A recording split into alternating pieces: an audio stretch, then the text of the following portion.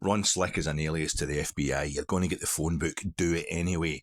Hang in with forensics, the bomb squad. I want that explosive. If we're lucky, it's exotic. We can perhaps trace a sale. Hi, folks. Welcome to your Fat Eck immediate post-movie reaction pod, coming to you in association with BJ's on Alvarado. My name's Alec Anderson, and I'm talking to you almost 48 hours now since I saw Ferrari, the latest Michael Mann movie starring Adam Driver and Penelope Cruz. Ferrari. I watched that Thursday lunchtime down at the Grosvenor in Glasgow's leafy West End in Ashton Lane. I have to start off by apologising to a young man, a very nice young man called Kieran, who stopped me en route to that movie to say how much he loved Jersnet, the other pod that I'm on. If you know me, you'll know me through Jersnet, and he was saying that he enjoyed the post-match reactions, he loved Jersnet, and for somebody like me who spends his whole time yakking away endlessly about stuff I love, be it Michael Mann, be it Rangers, when somebody stops and says, I really enjoy you and your colleagues on Jersnet yakking away endlessly, I'm suddenly dumbstruck. It's the one time in life I don't actually know how to respond. I don't know what to say.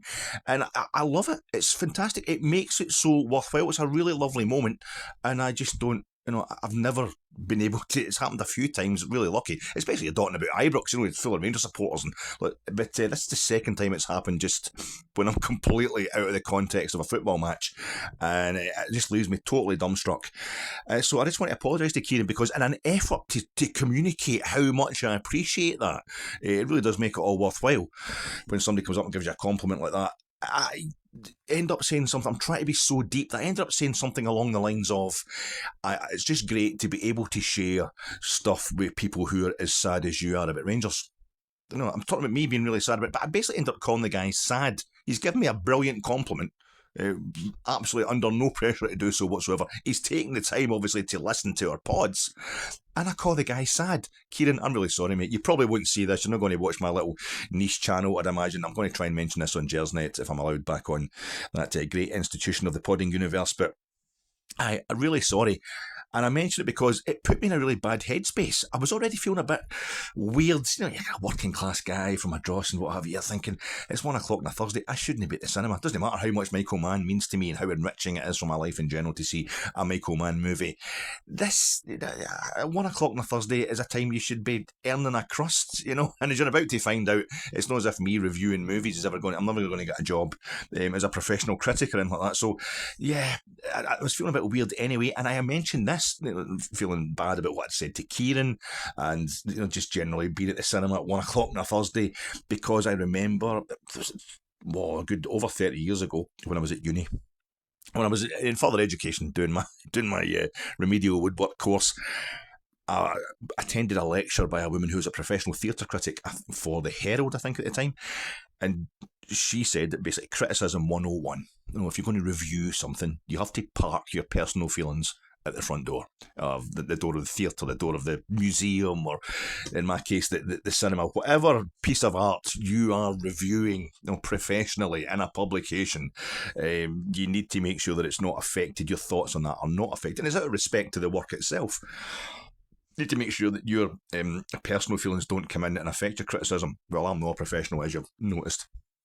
And this is a post-movie reaction. And just like my post-match reactions, I am just giving you, even though it's 48 hours since I saw the film, my initial feelings as a huge fan of Rangers, a huge fan of Michael Mann, the same way he's had one Academy Award nomination. No one likes him.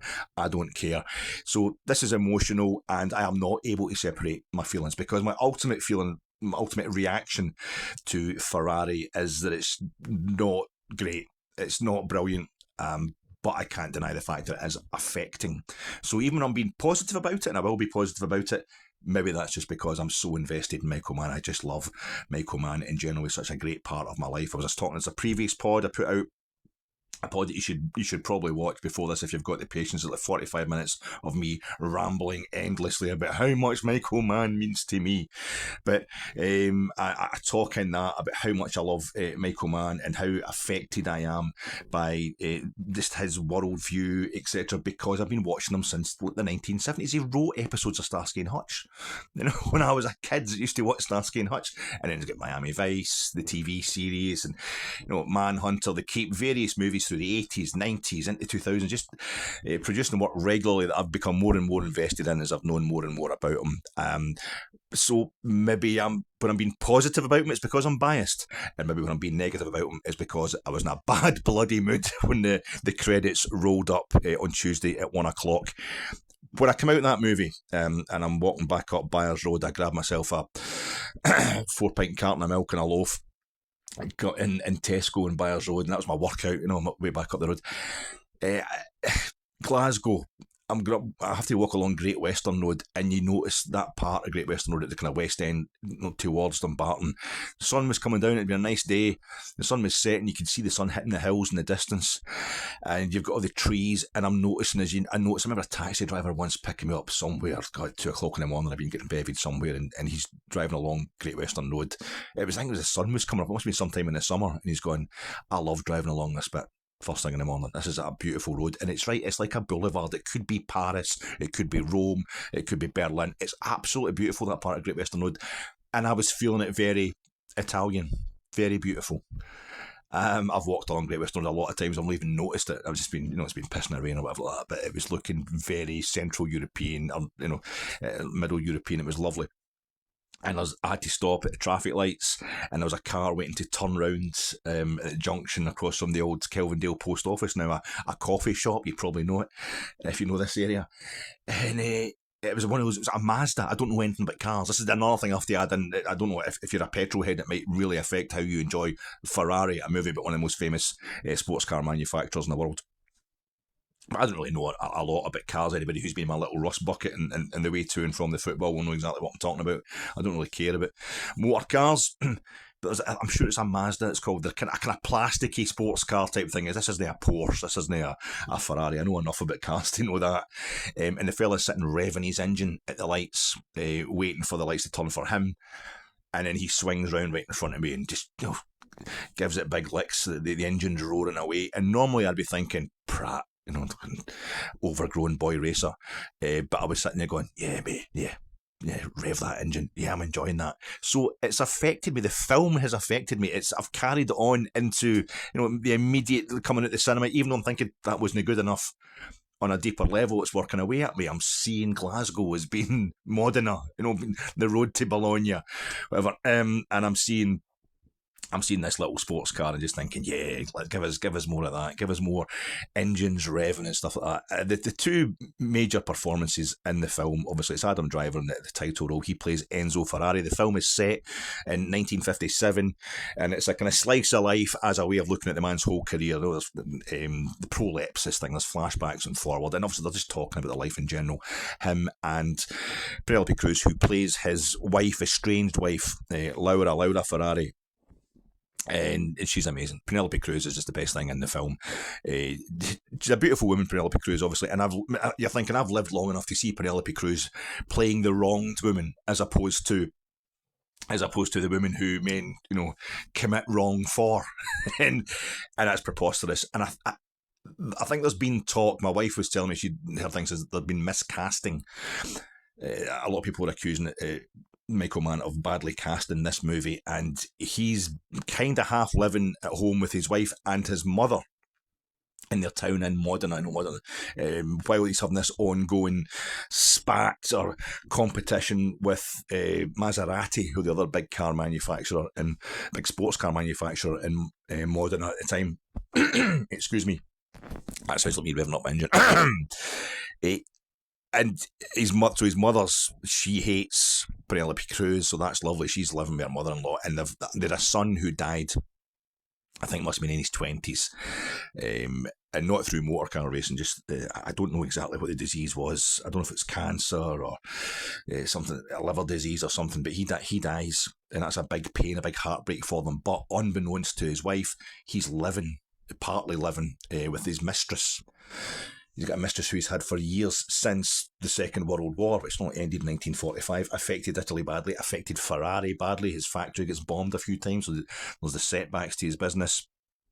And he's living with a mistress who's played by, is it Sheila Shiala Woodley, I don't really know the lassie's name, kind of an American actress, and you recognise her when you saw her. And at first I think that's a brave bit of casting. She's not classic kind of glamorous sex pop. I mean, a really attractive woman. Look at me, big fat. I should never be talking about women's looks, the state of me.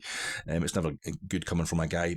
But you know, I mean, she's not playing a bombshell type. The kind of the woman, the minx, you know, that guys are going to go crazy for. And this is part. I don't know if it is miscasting, because the whole thing is Penelope Cruz. The idea of Penelope Cruz, she wears no makeup and that, and I think she's supposed to be looking a bit rough at the beginning of the film, and it's just preposterous. You know what I mean? I mean, it's like, you know, there's plenty. I don't mean it's in a sexist way. I don't know, Chris Hemsworth. This really, who do I think is a really good-looking guy? Do you know what it is? It's Javier Bardem. Javier Bardem, who married to Penelope Cruz, a guy who just oozes raw sexuality. Not even classic good looks.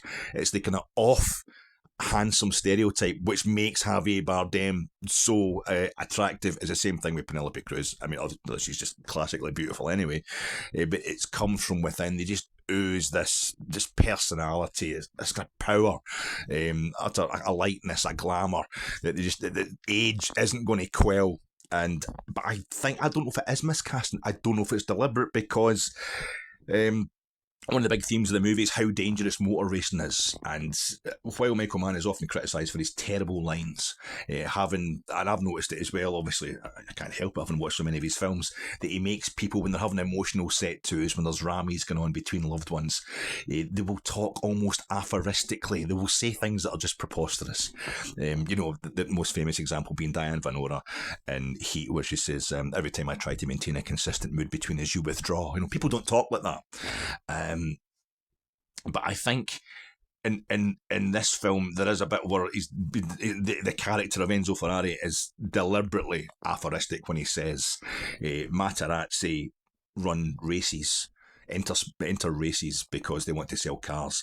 I sell cars because I want to win races. He is a sports car driver. He's at his heart. The movie starts, and one of the reasons I think we've not to take it as kind of macho serious as we do with maybe other Michael Mann films, you know, involving like bank robbers and cops and robbers and that kind of thing, is right at the beginning of the film. It starts with a kind of prologue of black and white footage, real footage of the 1920s motor car racing, I would imagine, featuring the real Enzo Ferrari, intercut with Adam Driver, who at 40 years old can play, you know, a 20-year-old Enzo Ferrari and a bit of makeup, his hair being greyed. He can play Enzo Ferrari, and he's approaching his 60s as he is at this time in his life, because it's based on a biopic. It's based on a biography written by a now dead kind of sports reporter from America, and it's all set in 1957. But the idea, he says this thing about the sports cars and how he's into racing, but the idea is that sports car racing is deadly. It's a I can't remember the phrase he uses. I say I've only seen the film once so far, but it's all about how deadly it is. And he's talking to his drivers and all that, and the Ferrari team, and he's saying, we know that it's a deadly pursuit. We love it, but you know, we know it's going to kill us. So many of his friends die and what have you. But I think the idea is that the most dangerous thing in his life, he doesn't die. You know, he's had friends that die through sports car racing. His son has died. The son that he has with Laura Ferrari, played by Penelope Cruz.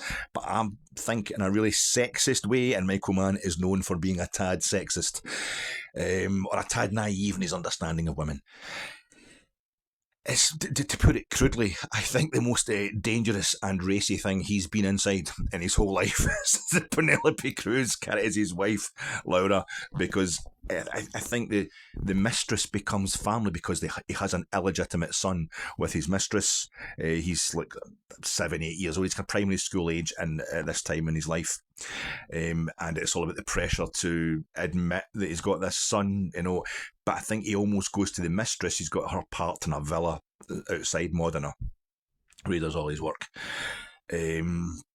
She's his wife. She's the more wifey, kind of down home, mumsy type almost. She's providing him with a classic sense of family. Whereas his actual wife, she's the femme fatale. You know, she tries to, or she makes out she's going to shoot him at the beginning of the film, Penelope Cruz, and she's got a gun and she deliberately misses. and there's times where she holds the keys to the business as well throughout the film. She could bankrupt him if she wants to.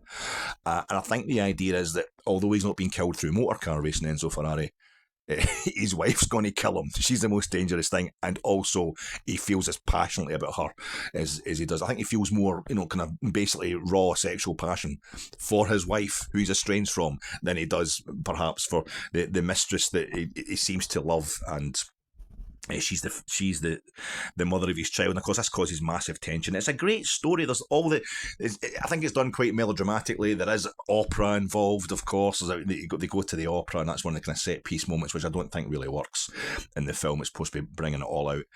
A very melodramatic story, and a story has to be made with all the different elements here. Second World War, a world-renowned business and car manufacturer, very famous, and it's got all sorts of a real kind of sexy macho aura about it in motor car racing. And by the way, I mean, you're talking about Italy multiplied by motor car racing, multiplied by Michael Mann. You don't need to do steroids if you want to do weightlifting, whatever. Just go and watch Ferrari, and your neck will widen by about 4 inches through the whole 2 hours 10 minutes running time of this film. 2 hours 10 minutes, not too long for a Michael Mann film.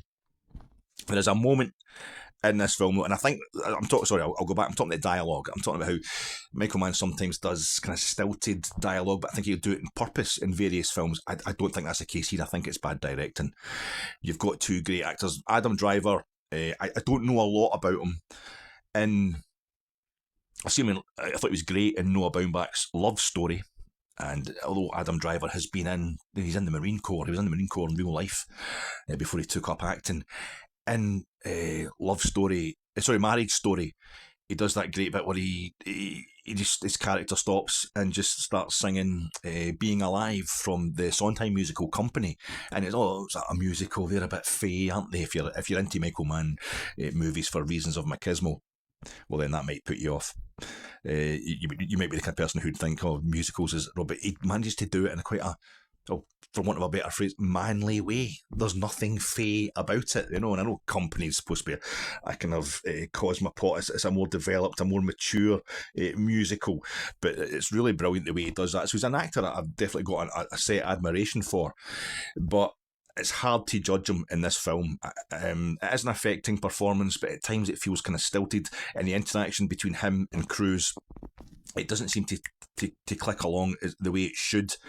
But then again, I know from previous experience, for example, there's a scene in Heat where Neil Macaulay, played by Robert De Niro, his character is out for dinner with the rest of his crew and their family, their wives and girlfriends.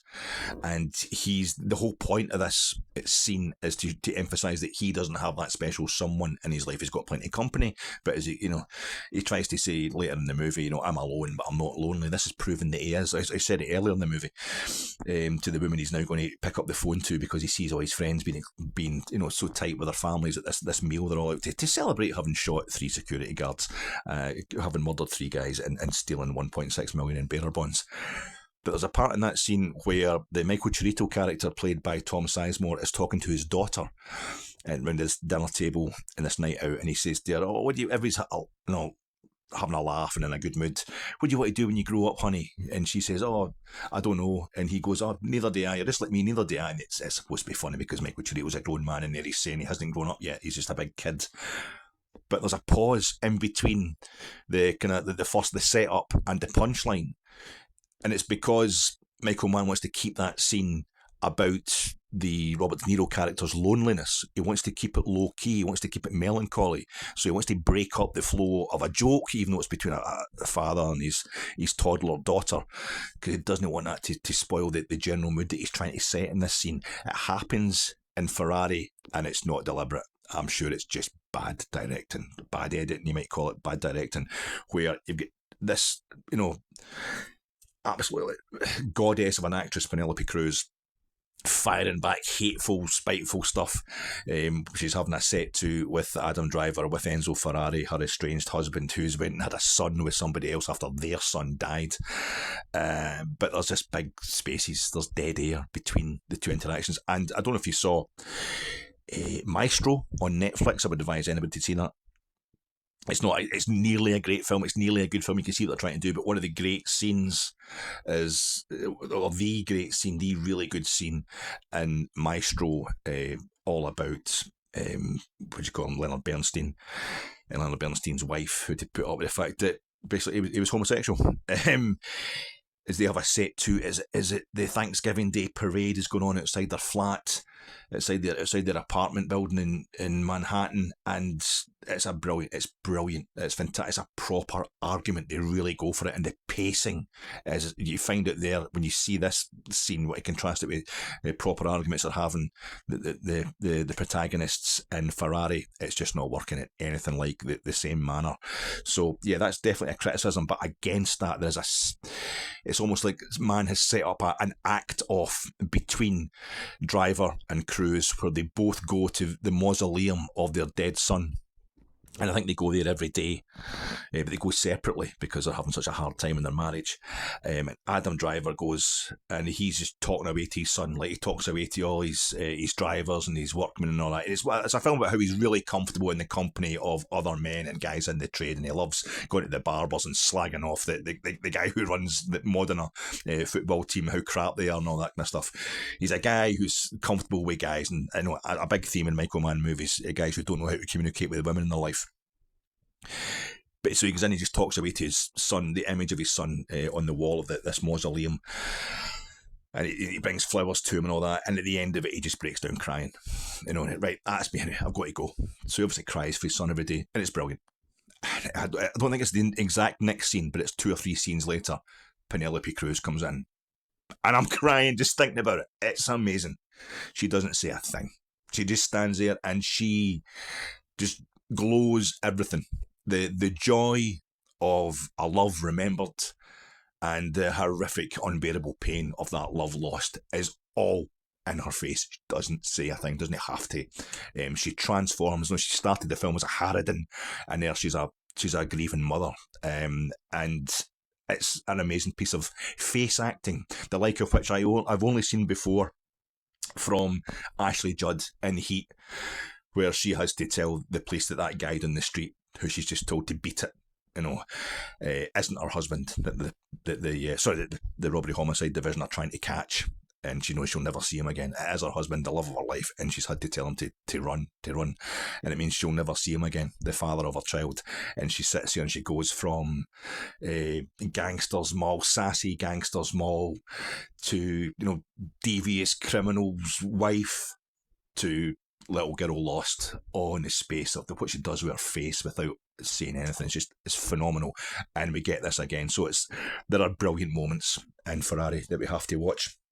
The whole film is set up around the Mille Miglia, this Mille, and it's a strange thing. We have Spanish, Brazilian, Italian actors and speaking English in an Italian accent, or through the film, as well as Italian speaking English, and they've already got the Italian accent. If you're a lover of that's kind of weird. It's always a bit of a contrivance. I feel as if a lot of the scenes are denied scenery, and it's obviously it's a period piece, and I feel as if there's times where they basically didn't have the money to fill up the background with enough period pieces. You film anything in Italy, everything just looks beautifully medieval. It's Palladian villas everywhere. I feel as if the background was a bit kind of spare at times, and the dialogue, as I say, was overly spare. There's 2 set pieces in terms of, if you like your violence, if you like, but there's 2 car crashes in the thing, one at the beginning and one near the end. And the first one's very interesting. I've never seen a car crash done like that before, a fatal car crash. And the one at the end, I think, is too much because it's based on a real life tragedy, and it is unsparing. I think it's one they could have set. You can see it coming a mile off, not just Hitchcock style. I think a lot of the stuff is really telegraphed to you. It's not just about setting up tension. It's just a kind of poor writing, I think. And the script is not by Michael Mann, but it's brutal and it's fantastic. Like, technically, it's a fantastic technical achievement. It looks like horrific, and it looks very realistic, but I just think it's crass. I know it sounds very like Crash, but I think it's just showing you exactly what happens in a horrific crash, and I think it's actually too much. I think you'd got to the point where you knew what was going to happen. You could pull away then, because this is a real life tragedy. It's a biopic, but generally I would say it's a film you should go and see. You should enjoy. It's a classic Michael Mann doing it all about the work life balance, and if you're going to do a great job, you're going to have a terrible personal life. It's a kind of sad message that he completely sends out. But this is only the third time I've been to the cinema in the last 10 years. I went a long time without going to the cinema because I was kind of sick of it. People just eating all the time and making so much noise. Somebody who loves eating, I've got a cheek. But I found it really kind of hard to go back to. I didn't go to the cinema from 2011, Tinker Tailor Soldier Spy, till 2021. And Tinker Tailor Soldier Spy is a great film, and there was people just talking all the way through, and it was an insane time, insane night at the cinema, and that was me done. And it was only COVID, having been stuck in the house for so long, COVID, and once that kind of broke, that we could go back out again. Went to see the last James Bond film, and it was god awful, and it was a terrible experience. But funnily enough, is it David Dencik? He's a Danish Swedish actor. In Tinker Tailor, he's getting shoved into, or threatened with getting shoved into, an old kind of twin motor, very silver metallic plane. And then in that last James Bond film, the same guy is getting shoved by James Bond unwantingly into, is it a biplane or something like that? One of these kind of planes that takes off from the water, and it's kind of silver, metallic silver. That's a real coincidence. The two films I'd seen in the space of 10 years, the same thing. I went to see A Muppet Christmas Carol at the View. It's Enoch's 3 weeks ago today, and then I went to see Michael Mann, and I realised that Michael Mann is the only guy, I counted it up, used to go to the cinema all the time, just relentlessly, to the point where I went to see, I've never read a single Harry Potter book. My wife has. But I went to see every single one of the Harry Potter movies. Really enjoyed them all. Don't remember a thing about any of them. And I realised there's a guy who had directed 4 of them. And I thought, I can't have that guy. He can't be the guy I've seen directing most movies that I've actually seen at the cinema in my life. So that was my 5th Michael Mann film. I've seen every Michael Mann film that's been released in Britain, but half of them obviously on DVD or video or whatever on the telly. But that's the 5th one I went to the cinema to see upon its release. So he's now the number 1 director that I have seen at the cinema. So I can die tomorrow knowing I saw a really decent director more often than anybody else at the cinema. I don't think you'll be disappointed. There's enough to see in this film if you go along to see it, but I don't think it's the greatest piece of work by Michael Mann. But hey, it's like you saw Lionel Messi having an all right game, and that's not a bad thing at all. Thanks very much for your time, folks, and I'll be back with more movie criticism in 10 years' time.